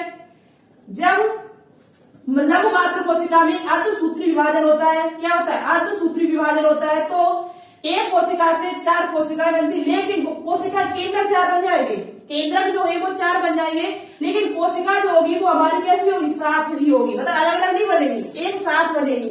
तो इनको कहा जाता है लघु बीजाणु चतुष्क। क्या कहा जाता है? लघु बीजाणु चतुष्क कहा जाता है, जिसे इंग्लिश में कहा जाता है माइक्रोस्पोर, माइक्रोस्पोर टेट्राइड, टेट्राइड, ठीक है। माइक्रोस्पोर टेट्राइड कहा जाता है इनको, माइक्रोस्पोर टेट्राइड, लघु बीजाणु चतुष्क। अब मेरे क्या बनके तैयार हुए? लघु बीजाणु। क्या बनिए? लघु बीजाणु बनके तैयार हो गए, ठीक है। उसके बाद अब आपको क्या करना है? अब यहाँ पे क्वेश्चन पूछा जाए कि लघु बीजाणु जनन किसे कहते हैं? लघु बीजाणु जो जनन है उसे क्या कहते हैं? लघु बीजाणु जनन किसे कहते हैं? तो यहाँ पर आपको लघु बीजाणु जनन यदि आपसे पूछा जाए, लघु बीजाणु जनन, लघु बीजाणु जनन पूछा जाए यदि आपसे, तो लघु बीजाणु जनन की हमारी डेफिनेशन क्या हो जाएगी? Microsporangium, sporangium microspore genesis. तो इसकी परिभाषा हमारी हो जाएगी लघु बीजाणु जनन की। लघु बीजाणु जनन, लघु बीजाणु धानी के अंदर लघु बीजाणु मात्र कोशिका से मात्र कोशिका या परागकण मात्र कोशिका से अर्धसूत्री विभाजन के द्वारा पराग कणों का निर्माण करती है। इस क्रिया को ही हम लघु बीजाणु जनन कहते हैं। मतलब लघु बीजाणु मात्र कोशिका से अर्धसूत्री विभाजन के द्वारा लघु बीजाणु या पराग कणों का निर्माण होने की क्रिया को, यानी लघु बीजाणु को बनने की क्रिया को ही लघु बीजाणु जनन कहते हैं। लघु बीजाणु धानी में अर्धसूत्री विभाजन के द्वारा पराग कणों या लघु बीजाणु की बनने की क्रिया को ही लघु बीजाणु जनन कहते हैं, ठीक है। समझ में आ गया होगा, लिख लेना अच्छी तरीके से। तो लघु बीजाणु जनन का मतलब क्या है? लघु बीजाणु मात्र कोशिका से अर्धसूत्री विभाजन के द्वारा लघु बीजाणु का बनना ही क्या कहलाता है? लघु बीजाणु जनन कहलाता है। अभी भी हमारे क्या नहीं बनके तैयार हुए? परागकण नहीं बने। अब देखो क्या हुआ, लघु बीजाणु जो चतुष्क जो बनके तैयार हुए, इनमें क्या हुआ, एक कोशिका इन कोशिकाओं में होगा समसूत्री विभाजन। क्या होगा? इन कोशिकाओं में अब होगा समसूत्री विभाजन, समसूत्री विभाजन यानी कि माइटोसिस। माइटोसिस की क्रिया जब इनमें होगी, माइटोसिस डिवीजन, जब इनमें समसूत्री विभाजन की क्रिया होगी तो हमारे क्या बनके तैयार हो जाएंगे? एक लघु बीजाणु से दो लघु, यानी कि एक लघु, जैसे ये माना एक यहाँ से हमने ले लिया है तो एक से हमारे क्या बनेंगे? 2 बनके तैयार। समसूत्री विभाजन जब इनमें होगा तो इस प्रकार से कोशिका बनके तैयार होगी। एक बड़ी कोशिका, एक बड़ा केंद्रक होगा, एक छोटा केंद्रक होगा। परागकण तो बन गए हमारे, लघु बीजाणु को हम परागकण भी कहते हैं, ठीक है। परागकण तो बन गए, लेकिन अभी नर युग्मक नहीं बने आपके। परागकण की संरचना भी हमें आपको बतानी है। तो समसूत्री विभाजन जब इनमें होगा, अर्धसूत्री पहले होगा फिर समसूत्री विभाजन के द्वारा एक कोशिका से यहाँ पर एक कोशिका बन के तैयार होगी, वो भी समान प्रकार की। कैसे प्रकार की? समान प्रकार की कोशिका बनेगी, लेकिन उसमें केंद्रक दो होंगे। केंद्रक एक समसूत्री विभाजन में क्या होता है, एक कोशिका से दो कोशिका बनती है, एक कोशिका से दो कोशिकाएं बनती है, लेकिन यहाँ पर कोशिका जो होगी वो आपकी जोंट होगी। एक कोशिका जो छोटी कोशिका है, जो छोटा सा केंद्रक आपको दिखाई दे रहा है, इसे कहा जाएगा जनन कोशिका। क्या कहा जाएगा? जनन कोशिका। और जो बड़ी सी दिखाई दे रही है इसे कहा जाएगा कायक कोशिका, वेजिटेटिव सेल। कायक कोशिका, कायक कोशिका एक जनन कोशिका जिसे हम जनरेटिव सेल कहते हैं। क्या कहते हैं? जनरेटिव सेल कहेंगे, जनरेटिव सेल। और इसे कहेंगे वेजिटेटिव सेल, वेजिटेटिव सेल। ठीक है। एक जनन कोशिका जो होती है वो हमेशा छोटी होती है। कैसी होती है? छोटी होती है। और कायक कोशिका जो होती है वो हमेशा बड़ी होती है। और समसूत्री विभाजन के द्वारा ये कितने वाले नहीं, दो है, लेकिन अभी उसी में जोड़ते हैं। ठीक है, आपस में कैसे ये जोड़ेड है। फिर क्या होगा, ये जो आपकी वर्धी कोशिका है, जो आपकी जनन कोशिका जिसे कायक कोशिका कह सकते हैं, कायक कोशिका कह दो या वर्धी कोशिका कह दो, एक ही बात है। ठीक है, कायक कोशिका या वर्धी कोशिका, इसमें क्या होगा, फिर समसूत्री विभाजन होगा। क्या होगा आपका? समसूत्री विभाजन फिर होगा। और समसूत्री विभाजन जब होगा तो जनन कोशिका जो आपकी होगी, जनन कोशिका जो होगी वो दो भागों में फिर बट जाएगी। कितने भागों में? दो भागों में फिर बट जाएगी। और ये आपकी है वो जैसी है तैसी है। ठीक है, और ये आपकी दो भागों में बढ़ जाएगी। तो इसमें कितने? एक, दो। जनन कोशिका से ही नर युग्मक का निर्माण होता है। पूछा जाए आपसे कि नर युग्मक का निर्माण कहाँ से होता है, तो नर युग्मक का जो निर्माण होता है वो जनन कोशिका से ही होता है। परागकण नर युग्मक नहीं होते। परागकणों के अंदर जब समसूत्री विभाजन होता है तब कहीं नर युग्मक का निर्माण होता है। तब कहीं आपका देखो सबसे पहले एमएमसी बनेगी। एमएमसी के बाद आपकी लघु बीजाणु बनेंगे, माइक्रोस्पोर बनेंगे। माइक्रोस्पोर या परागकण एक ही बात है।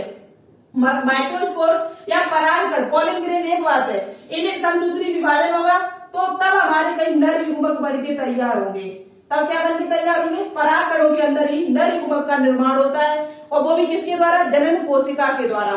तो यहाँ पर ये जो दो युग्मक आपको दिखाई दे रहे होंगे, दो कोशिकाएं आपको दिखाई दे रही, यही आपके नर युग्मक है। यही आपके क्या है? नर युग्मक, यानी कि मेल गैमीट है हमारे। और यही हमारे क्या करेंगे, यही पादप की जो पुष्प का जो वर्तिकाग्र होता है उस पर जाके क्या हुई? निषेचन की क्रिया हुई। यही जाते हैं नर युग्मक। और ये जो होती है वर्धी कोशिका या कायक कोशिका, ये ट्यूब का निर्माण करेगी, पराग नलिका का निर्माण करती है जाके। ठीक है, तो ये बात आपको समझ में आ चुकी होगी नर युग्मक कैसे बनते हैं। तो नर युग्मक बनाने के लिए एक बार अर्धसूत्री विभाजन होता है और दो बार आपका समसूत्री विभाजन होता है। एक बार ये होगा और एक बार आपका ये होगा। तो दो बार आपका समसूत्री विभाजन होता है और एक बार आपका अर्धसूत्री विभाजन होता है। जब एक बार अर्धसूत्री विभाजन होता है तो चार लघु बीजाणु बन जाते, चार लघु बीजाणुओं का निर्माण हो जाता है, जिसे आप परागकण भी कह सकते हैं। और परागकणों के अंदर क्या होती है? दो कोशिकाएं पाई जाती है, जनन कोशिका और कायक कोशिका। जनन कोशिका से फिर समसूत्री विभाजन होता है तो दो नर युग्मकों का निर्माण हो जाता है। आई होप आपको समझ में आ चुका होगा। तो इस प्रकार से एक ट्यूब न्यूक्लियस में, मतलब जो पॉलिन ग्रेन में जो सेल्स होती है, पॉलिन यानी परागकण में जो सेल्स की संख्या होती है वो आपकी 3 होती है। यदि आपसे पूछा जाए कि एक परागकण में कितनी सेल पाई जाती है, तो एक परागकण में 3 कोशिकाएं पाई जाती है। पूछा जा सकता है, बहुत नहीं बता रही मैं। एक परागकण में 3 सेल पाई जाती है। कितनी? 1, 2, 3। ठीक है, समझ में आ चुका होगा। अब हम बात करेंगे परागकण की, परागकण की संरचना। ठीक है, ये चीज तो आपको समझ में आ चुकी होगी। यहाँ पर आपको सिर्फ इतना याद करना है कि कौन सा विभाजन हो रहा है, कौन सा विभाजन कब हो रहा है, क्या संरचना बनके तैयार हो रही है। अब मेन पॉइंट आया हमारा परागकण, पॉलिन ग्रेन। परागकण क्या होते हैं? परागकण, परागकण की संरचना देखते हैं। ठीक है, परागकण की संरचना, pollen grain, pollen structure of pollen grain.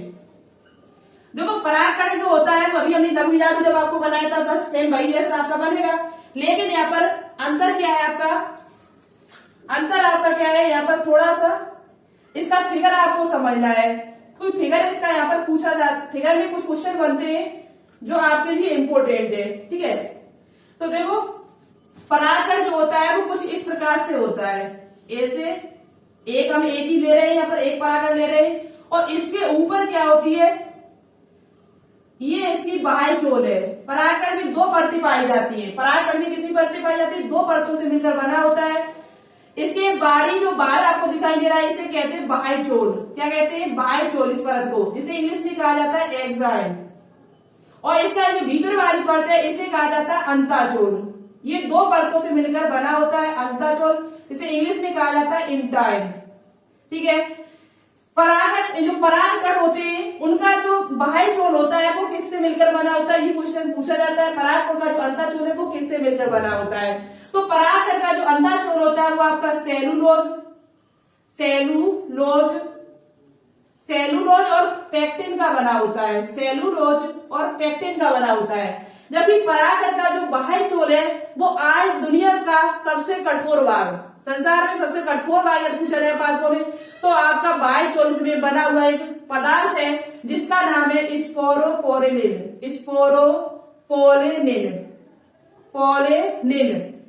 Sporopollenin एक ऐसा पदार्थ है, कार्बनिक पदार्थ, जो अभी तक इसके लिए कोई एंजाइम नहीं बना, किसी एंजाइम के द्वारा इसे अपघटित नहीं किया जा सकता है। और यदि स्पोरोपोलिन यदि कहीं पर दबा हुआ है तो स्पोरोपोलिन की परत जो कवर है ये कम से कम हजारों वर्षों तक सही बनी रहती है, इसमें कोई फर्क नहीं पड़ता है, ये अपघटित नहीं होती है। इसे तोड़ा नहीं जा सकता है, न अम्ल की सहायता से, न उच्च ताप से तोड़ा जा सकता है। आप सोचो कि उच्च ताप दे दिया जाए तो इसकी परत है वो टूट जाए, नहीं टूटेगी। उच्च ताप से नहीं तोड़ा जा सकता है, टेम्परेचर से, अम्ल से नहीं, क्षार से नहीं, और किसी प्रकार के एंजाइम से नहीं। अभी तक की बताया जाए तो इसके लिए कोई एंजाइम नहीं है जो इसकी परत को तोड़ सके, इसकी परत को अपघटित कर सके। तो पूछा जाए आपसे कि परागकण की बाह्य चोल जो होती है वो किससे मिलकर बनी होती है, किस पदार्थ से, तो स्पोरोपोलिन की बनी होती है। जबकि अंतःचोल जो होती है वो सेलुलोज और पेक्टिन की बनी होती है।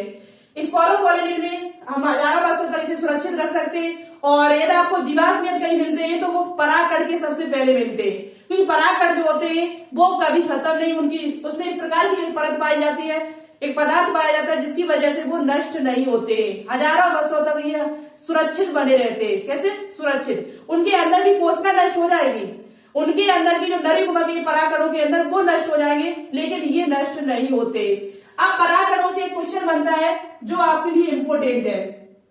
परागकण जो होते हैं वो नर युग्मक नहीं होते, परागकणों को कहा जाता है नर युग्मकोद्भिद।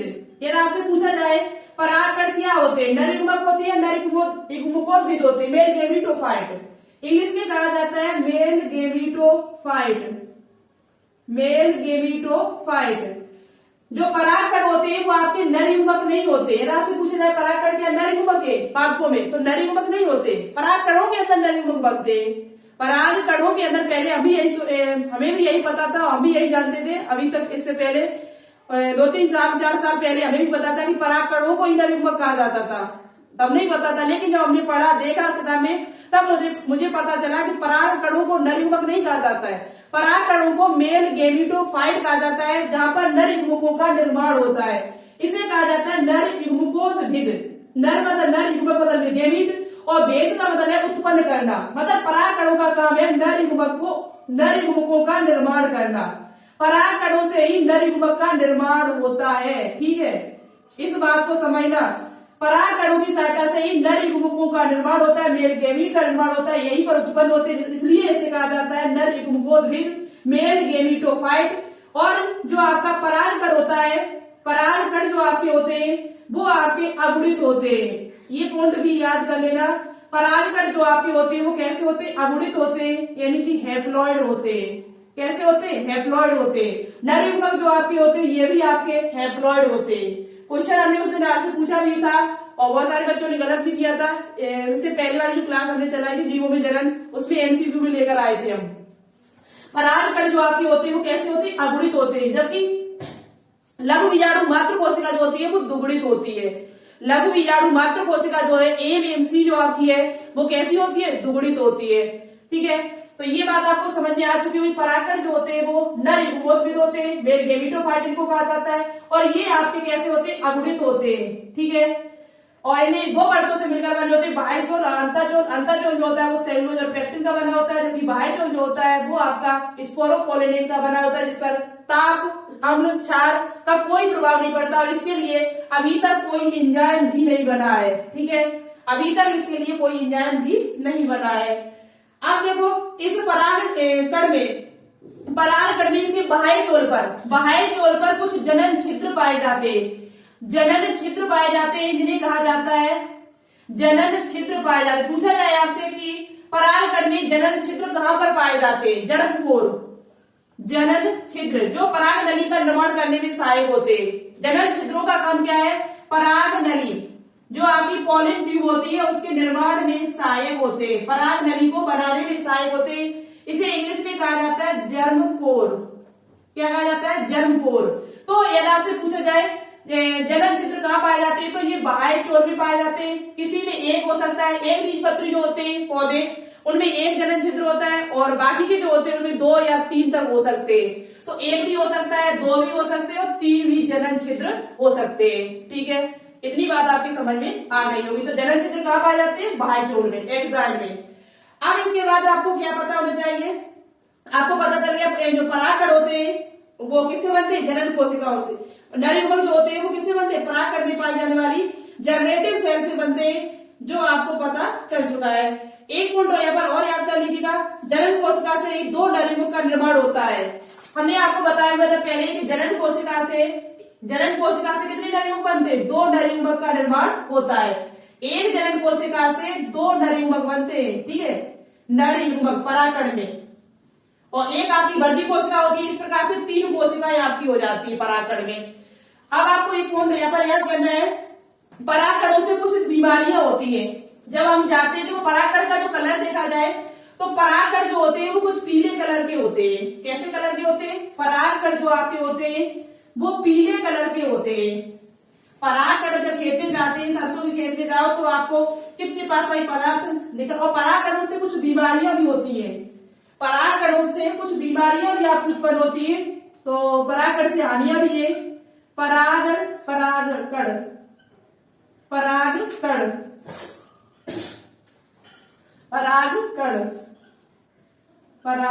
अरे सॉरी, क्या आवाज नहीं काम कर रहा है, बस दिमाग की बत्ती है वो बेकार हो गई। अब परागकण जो होते हैं उससे क्या हानि है? तो परागकण से होने वाली हानियां, होने वाले रोग लिख लो सीधे डायरेक्ट। पराग ये आपकी एनसीईआरटी बुक में दिया हुआ है, तभी हम आपको बता रहे हैं। और एक पॉइंट हमें आपको बताना है, हम पहले ही आपसे कह चुके हैं। आप क्लास देखो या न देखो, क्लास जब तक पूरी नहीं देखोगे तब तक कुछ समझ में नहीं आएगा। ठीक है, तो परागकण से होने वाले रोग जो है वो आपके 2 रोग है। एक है आपका दमा जिसे अस्थमा कहते हैं, श्वसन संबंधी रोग है ये।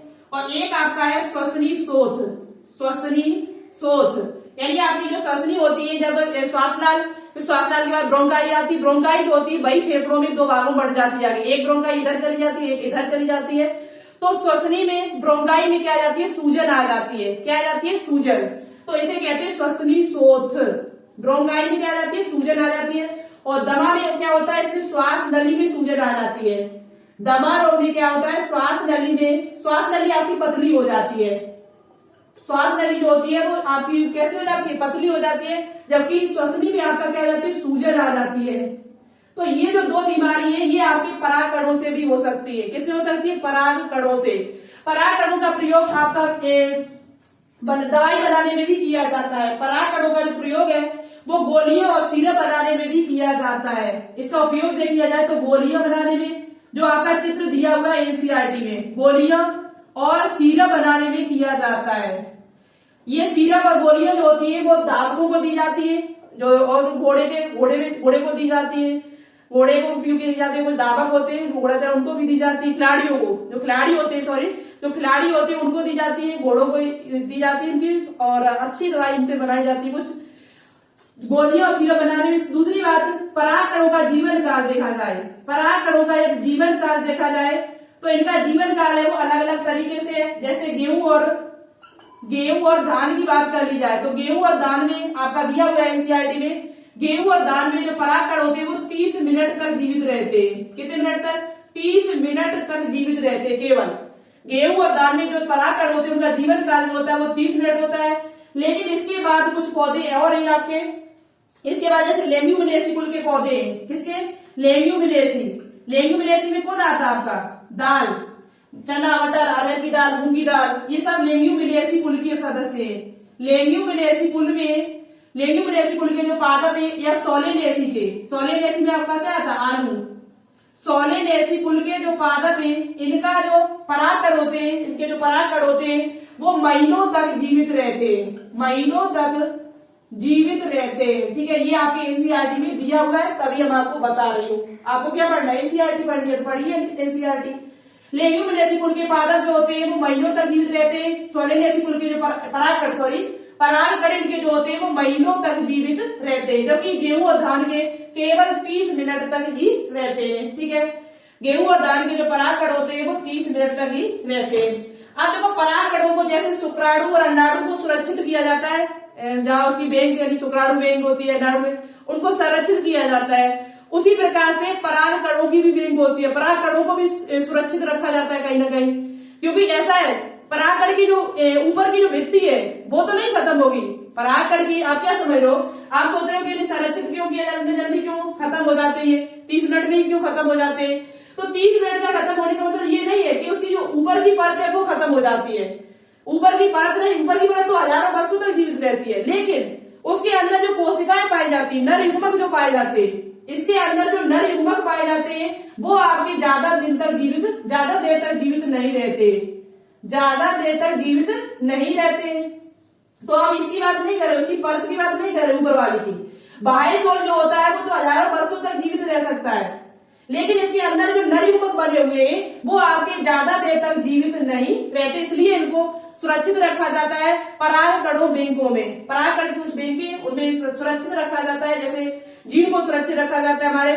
तो जब इनको बैंकों में परागकणों को सुरक्षित रखा जाए तो कैसे रखा जाएगा? कितने टेम्परेचर तापमान पर? तो ये भी आपके एनसीईआरटी में दिया हुआ है। तो इनको द्रव नाइट्रोजन में, परागकणों को द्रव नाइट्रोजन में बैंकों में जब इनको रखा जाता है, परागकण बैंकों में बनी होती है, तो द्रव नाइट्रोजन को -196 डिग्री सेंटीग्रेड, द्रव नाइट्रोजन में माइनस, इसका तापमान जो है वो -196 डिग्री सेंटीग्रेड पर परागकणों को सुरक्षित रखा जाता है। किनको? परागकणों को। तापमान यदि आपसे पूछा जाए कि परागकणों को बैंकों में कितने तापमान पर रखा जाता है, किसमें रखा जाता है, तो द्रव नाइट्रोजन में 196 डिग्री सेंटीग्रेड पर रखा जाता है। तो ये थी हमारी परागकण से संबंधित जानकारी। कैसी लगी आपको? कमेंट बॉक्स में कमेंट करके जरूर बताना। आपको पढ़ने में अच्छा लगा कि नहीं लगा है, और कमेंट बॉक्स में मुझे बताना कि लघु बीजाणुधानी जो मातृ कोशिका होती है उसमें कितने अर्धसूत्री विभाजन होते हैं, कितने समसूत्री विभाजन होते हैं, परागकण को क्या कहा जाता है, परागकण को क्या कहा जाता है, ये मुझे बताना। साथ ही साथ आप मुझे बताना परागकण का जो बाह्य चोल है वो किसका बना होता है, अंतःचोल जो होता है वो किसका बना होता है, और परागकण में कितनी कोशिकाएं होती है, जनन कोशिकाएं कितनी होती है और काय कोशिकाएं कितनी होती है, मुझे ये कमेंट बॉक्स में कमेंट करके जरूर बताना। मतलब जितना भी आपको मेन पॉइंट याद हो वो बता ही देना मुझे। तो परागकणों से संबंधित ये जानकारी थी जो हमने बहुत ही डिटेल से, बहुत ही अच्छी तरीके से आपको समझाने की कोशिश की। वीडियो अच्छी लगी हो तो लाइक करिए, ज्यादा से ज्यादा कंजूस मत बना करो, इतने कंजूसियत बनोगे तो काम नहीं चलेगा आपका। और हमारा मन रहता है कि आप ज्यादा से ज्यादा लाइक करो, शेयर करो दोस्तों के साथ, जिससे हम आपकी वीडियो लगातार लेते रहे। गला देखो हमारा सही नहीं है, गला हमारा ठीक नहीं है, तब भी हम आपके लिए वीडियो ला रहे हैं, एक दिन छोड़ के ला रहे हैं लेकिन ला रहे हैं। और शाम 4 बजे आपकी लाइव क्लास है, उसे जरूर देखना। तो वीडियो को लाइक करो, शेयर करो, सपोर्ट करो चैनल को, ज्यादा से ज्यादा सपोर्ट करोगे तभी आपको अच्छा से अच्छा कंटेंट मिलेगा। मेहनत करेंगे हम आपके लिए, और आपको भी सफेद कोट पहनना है, आपको सफेद कोट पहनना है तो मेहनत करिए, अच्छी से पढ़िए, रिवाइज करिए नोट्स को। तो चलिए आज के इतना ही रखते हैं, मिलते हैं फिर नेक्स्ट वीडियो में शाम 4 बजे लाइव में। ओके, थैंक यू, जय हिंद, जय भारत।